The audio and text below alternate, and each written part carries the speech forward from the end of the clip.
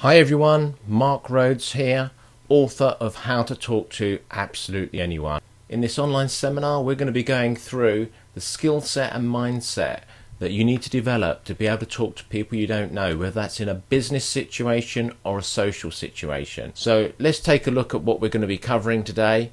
How do we come up with something to say when we can't think of anything to say? It says notebooks ready there because nothing substitutes taking notes, in my opinion, even if they're brief notes.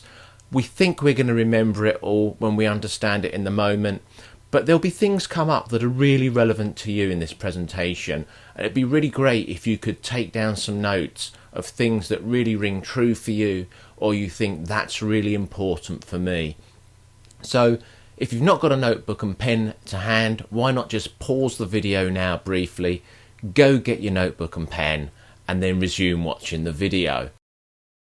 One of the other things that causes hesitation is that people don't know what to say. They end up in a situation and they want to start a conversation with someone, but they don't know what to say.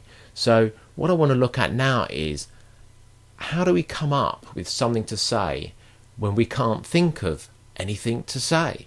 So probably the best way to talk about how to come up with something to say when you can't think of anything to say is to explain how I do it, and to use a situation that happened to me a few months ago.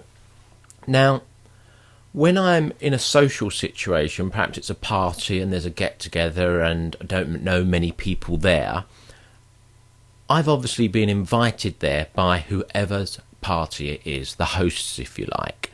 So in that situation, what I will do is I will quite simply say to somebody else that's there that I don't know and I've not met before, I'll just simply say, so how do you know the host?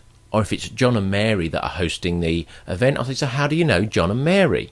And of course, it's 99% certain they do know John and Mary because they're at the party as well. And what they're going to do is they're going to start to tell you something about how they know the hosts. Perhaps they went to school together, or they work together, or something like that. They're going to start to tell you something that will be the start of a conversation that you can ask more questions about and lead into it.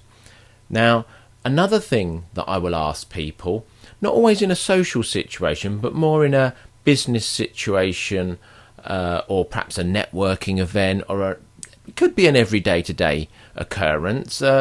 As I say, let me use this example of the situation I was in, which was a cross between a business and a social situation. I'd gone to an evening dinner event, which was a business event, but there was an evening dinner event going on, and I was sitting at a table with a group of people that I didn't know.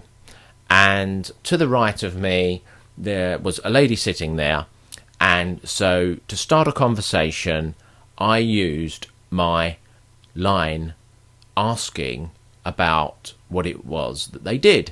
Now, I don't say to people, so what do you do? So what do you do for a living, or anything like that? I leave it more open so that if they don't want to talk about a job, they can talk about something else instead.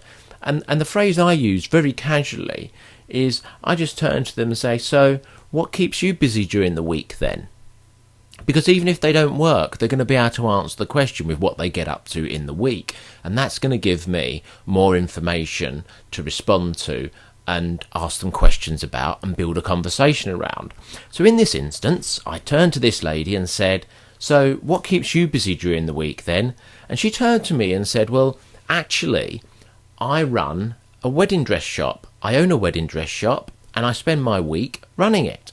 Now, I know very little about wedding dresses, but what I do in this situation is I imagine what their life is like and what a typical day is like for them in a wedding shop. So I'll imagine them in a wedding shop. I'll obviously realise that people come in, they come to get fitted for dresses, their dresses are to do with getting married, and all of a sudden I start to think, well, what are some of the amazing things that could happen in that situation that I could ask about? And what are some of the disasters that could occur that I could ask about? So I started asking things like, so have you ever done any celebrity weddings? Or what's the most famous person you've ever done a wedding for?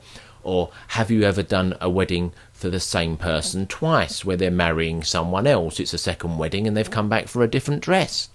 Have you ever done a wedding where they've called it off and they said they don't need the dress? You know, there's been so many different questions came to my mind where I could ask about their life, and to every question I was asking, the lady was feeding back to me about 2 or 3 minutes of conversation in which I could ask something else. You know, when I said, oh, has there been a situation where somebody's bought 2 dresses from you on 2 different occasions because they've got married twice and come back to you? And she said, yeah, there was this lady once. And I said, so what happened there then? What was the story? You know, and that got her to talk further and go on again.